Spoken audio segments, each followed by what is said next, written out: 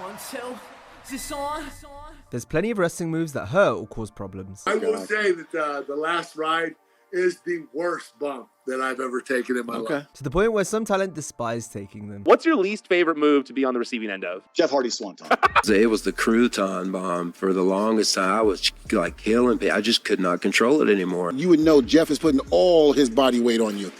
It does hurt. They might be safe, but they're still painful. It's so stiff. You're falling backwards onto your head, so there's not much you can do to break the momentum. For this video, we'll be highlighting these maneuvers, plus some that went wrong because of how they were taken and how much damage they caused. Cena would get very into the moment, I think. It wasn't that he was trying to stiff people, I just think he'd be so into it. He actually choked me out, and you can watch me pass out. Today, we list 10 moves wrestlers hate taking. How many of the guys you work with just could not stand to be chopped? Bret Hart and Taker were the doors. But Taker would tell me, you got 3. Claudio Castagnoli, aka Cesaro, noted how wrestlers despise taking his giant swing maneuver due to how dizzy it makes them. This was revealed during interviews with Chris Van Vliet and Denise Salcedo. I've heard from many people that it's their least favorite move to take, and they absolutely hate it to the point where they almost refuse to take it because it makes them dizzy and they hate it. Brody Lee used to hate it. He used to curse me out the whole time, which I thought was hilarious. So we would just always, we always got into it beforehand and afterwards. It was great. He just hated it so much. Oh, my goodness, look at this! CESARO swing! Are you kidding me? Chris Jericho mentioned in an interview with Inside the Ropes that he wanted to take the swing at the top of the cage at AEW Blood and Guts 2022. However, shortly after it was applied, Jericho got scared and urged Claudio to stop. I was scared about falling off the cage. Then I started to lose my mind because all I could see was this little people sitting in the crowd. And I was like, stop, stop, stop, stop. No, don't do this, Claudio. No, oh my God. Oh my God. Can you believe what we're seeing? Jericho has spoken about various moves he disliked taking, including Tyson Tomko's Argentine neckbreaker. Christian's bodyguard was Tyson Tomko. His finish was very hard to take. Tomko going downstairs. Jericho had Tomko pinned there. Go down the bottom. Look out here. Yeah, man. Jericho expresses frustration working against Titus O'Neil, specifically O'Neil's tendency to throw wrestlers around with little care or how they land. And Titus O'Neil too. When guys just throw you with no direction and no care on how you're going to land, it makes it harder. Time to be a champion inside the ring. Driving the knee to the spine of Jericho and then slinging it away. Chris regretted falling off Big Show's shoulders to the floor below at TLC 2009. Jericho has said on Twitter that this spot nearly cost him his life. No, that's what you need. Y2J considers the apron powerbomb from Kevin Owens among the worst bumps he's ever taken. No way, no. No matter what Jericho's done, he hasn't deserved that. A power bomb into the apron. Speaking of Kevin Owens, he's narrowed his worst bumps down to 3, including one where he bounced off the apron in Ring of Honor. There was also a chokeslam onto the steel ramp by Braun Strowman. That kick by Kevin Owens didn't even phase Strowman.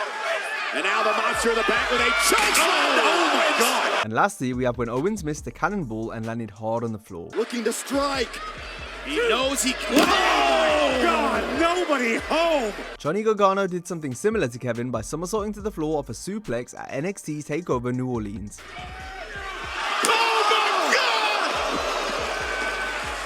Gargano had previously performed the cannonball bump to the outside at TakeOver Philadelphia. A couple of steps ahead of Andrade Cien Almas. Johnny's got Andrade lined up. Off the apron. Oh, no! Nobody home. That bump sucked so much. And stuff came out of me, and you can guess what came out of me. Is that just your body's reaction to like stuff shooting out? Yeah, I think. The Miz doesn't seem to like taking dives while on the floor. Miz has struggled to catch his opponents in the past, sometimes barely making an effort to stop them. And as we've seen from our last 2 entries, it's a long and hard way down to the mats below. And look at Jimmy's gonna fly. And Morrison, the corkscrew, spinning corkscrew over. Make it 4 men out. Not like the Royal Rumble. These guys are not eliminated. Shot doubles are 4. Not this time. Man, caught him right. Almost missed him. Caught with those feet right in the head. Oh, what's up, guys? Top, good hero by I sincerely hope. Hey. Evan Bourne said in an interview with YouShoot that when facing The Miz, the high flyer knew he wouldn't get caught, so avoided any high-risk dives. But smart move on Miz's part to roll out of the ring. Well, I thought it was here. Hardcore Holly's Alabama Slam is one of the most brutal whiplash-inducing maneuvers that knocks the wind out of the receiver. No, this is not going to be good. Could be another. Yes! Numerous wrestlers have expressed how it's the most painful move to receive. Oh no! Oh my God! No! The Alabama Slam to the steel ramp. Alabama Slam through the ladder. Including Maven Huffman, who broke down the move on his YouTube channel. I never looked forward to taking it. I always felt it afterwards, so it goes in the hurts a lot category. One of those moves that you definitely felt a few hours after you left the ring with Bob. He's a tough dude, there's no doubt he won tough enough for a reason, but he's a man. On his One of a Kind podcast, Rob Van Dam went into detail on how much the Alabama Slam hurts. It's so stiff, you're falling backwards onto your head, so there's not much you can do to break the momentum. Best bet you can have is to have try to have the impact distributed throughout whatever of your shoulders you can get to hopefully hit the mat at the same time. But either way, you're just going to get rocked. And like every time someone would do that to me, it'd ring my bell, it knocked the wind out of me. No. Joe, look at this. Oh my God. Alabama Slam! Powerbomb is another wind knocker of a move with a rough landing. Now testing, hooking Jericho up. The Undertaker listed it as his least favorite maneuver to take, specifically Psycho Sid's variation. Powerbomb! Powerbomb! Powerbomb! Dead man lay it! Some talent weren't too fond of Taker's version of the powerbomb either. Oh, man under me! He's going to side of the cross! If you don't believe in God, Legio, you better stop! Check out the elevation and listen to the impact! Goodbye, Tonga! Last ride, Tonga! On his podcast, Kurt talked about how it's tough to be on the receiving end of the Phenom's last ride. I will say that the last ride is the worst bump that I've ever taken in my life. Listen to the impact of this! You're not gonna like this, Ramon! Got it centered on the car frame! And that's it, the Undertaker, he hospitalized the Big Show, now he was hospitalized! The last ride to Kurt Angle! Let's take a break from the list now to highlight wrestlers who took moves incorrectly and felt the full brunt of the impact because of this. Kurt Angle injured his tailbone, getting suplexed by Shane McMahon on the ramp at the 2001 King of the Ring. And Shane blocking that suplex and countering one of his own. But that landing, if your feet would have come down a little sooner to stop that. I didn't take it right. Yeah. You're right. I couldn't even feel anything. My hands were sticking straight out and they were shaking. It hurt that bad. And I thought that I broke my tailbone. It was cracked. I mean, it wasn't broken off, but I cracked it pretty good. Marty Garner luckily escaped injury after he infamously thought the pedigree was a double underhook powerbomb-like maneuver when given the move by Hunter Hearst Helmsley. He said, "Can you take the pedigree?" I said, "Absolutely." I had no idea what the pedigree was. It felt like it was going to be a power bomb. I'm just going to kick hard. Here it comes, ladies and gentlemen. Chuck Austin was another local competitor unfamiliar with the move he was taking, which was the rocker dropper from Marty Jannetty. The botched landing sadly left Chuck unable to walk unassisted. Chuck says he expressed reservations about having to fall to the mat without using his hands to break his fall. I questioned him several times, and he told me he was a professional and he would protect me. He stood all the way up and dove down. Usually wrestlers go through a table sideways and down the middle, but Jeff Hardy learned the hard way that going through vertically is not a good idea, as heard during an interview with Chris Van Vliet. And I remember like Vince was like, why do you want to do it like that? I've never seen anybody do it like this before. I just like to do it. I thought my back was all jacked up really bad after that. It just knocked the wind out of me, and I was like, I was all right, but that's probably the most pain I've ever been in from a wrestling, any kind of wrestling move.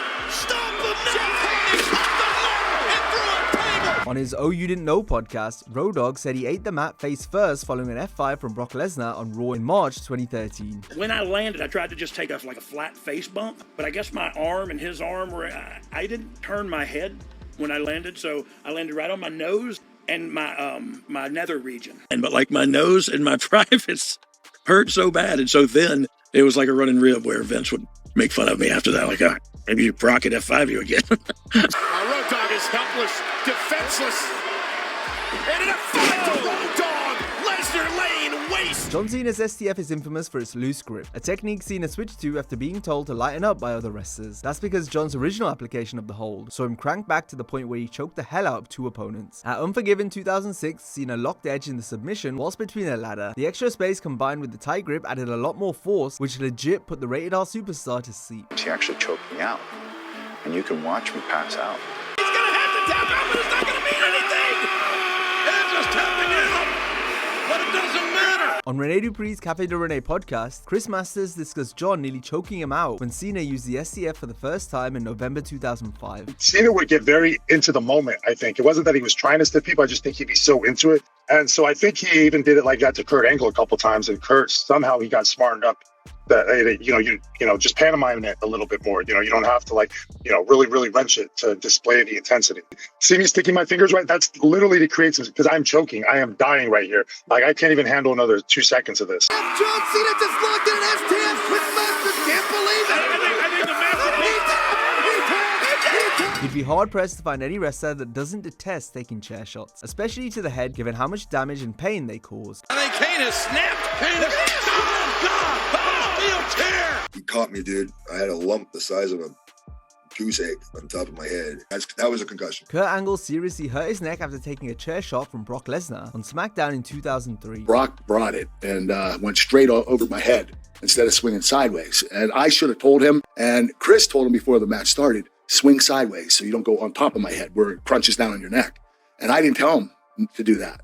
So he swung sideways on Benoit, hit him, which was a safe hit. No, take it out, Benoit. And he came over top, and everything he had, he brought it, and right on top of my head. I knew right then, I heard my neck crack.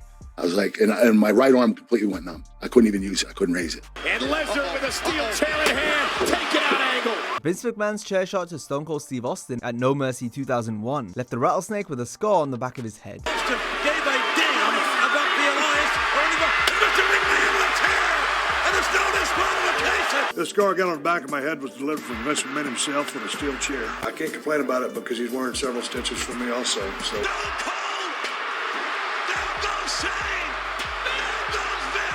Though chair collisions to the skull were later outlawed in WWE, chair shots to the back were still allowed. While speaking to Maven, Jinder Mahal mentioned how much he dreaded taking a chair to the back during his feud with Randy Orton in 2017. I would wake up and be like, I gotta take a chair shot today. But when you're laying lower to the ground, there's more room for that chair. Yeah. So that's another cheat code. If you can kind of be higher, it's less. Yeah. Oh, shot to the gut there. And now a steel chair across the back of Mahal. Val Venus was seeing stars after Triple H let rip on him with a mean chair shot in late 2005.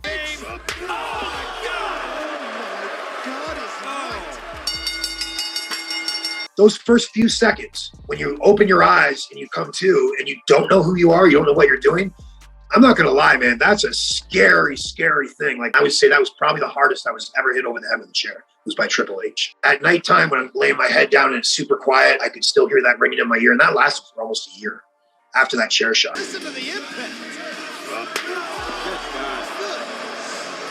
Bradshaw was known for swinging a chair, and he once leathered Pete Gas with one of the most devastating chair shots ever. Pete discussed other wrestlers' reaction to the spot on the Stories with Briscoe and Bradshaw podcast. And, I don't think, Pete. Oh, that is a neurologist nightmare right there. Mick came over to me and said, he was telling me the story about when he faced The Rock and he got hit all those times. And he said, don't take too many of those. And Jericho came up and he said, well, you're probably going to face them again tonight. He said, don't feed your head, feed your back. Jeff Hardy has 2 different variations of the Swanton Bomb. The first, Jeff hit more in his younger days, where he didn't make much impact so as to protect his opponents. Jeff Hardy flying high, Swanton Bomb, caught him. Then there's the one where Jeff lands hard, making full contact, to the point where Hardy has jokingly referred to this version as the Crouton Bomb. It was the Crouton Bomb. For the longest time, I was like killing people. I just could not control it anymore. Swanton Bomb! Here we go! Swanton Bomb!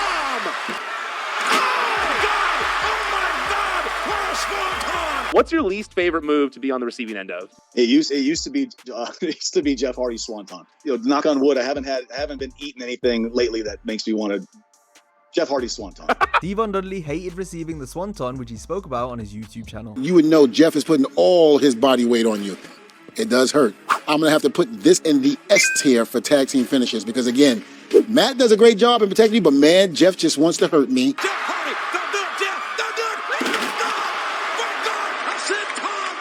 Knife edge chops were one of Ric Flair's main weapons in the ring, and given the nature of these strikes, they weren't everyone's cup of tea to say the least, especially Bret the Hitman Hart and The Undertaker. How many of the guys you work with just could not stand to be chopped? Bret Hart and Taker were the two worst.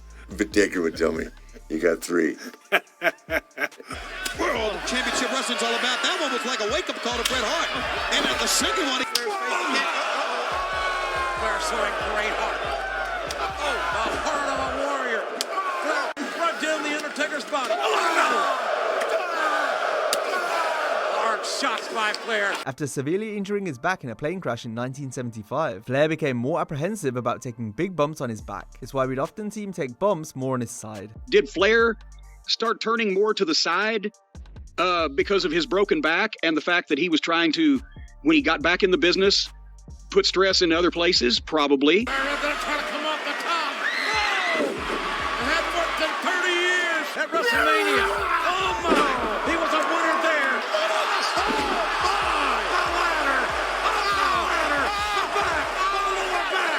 The kidneys. This is also why Rick started doing the Flair flop face bump.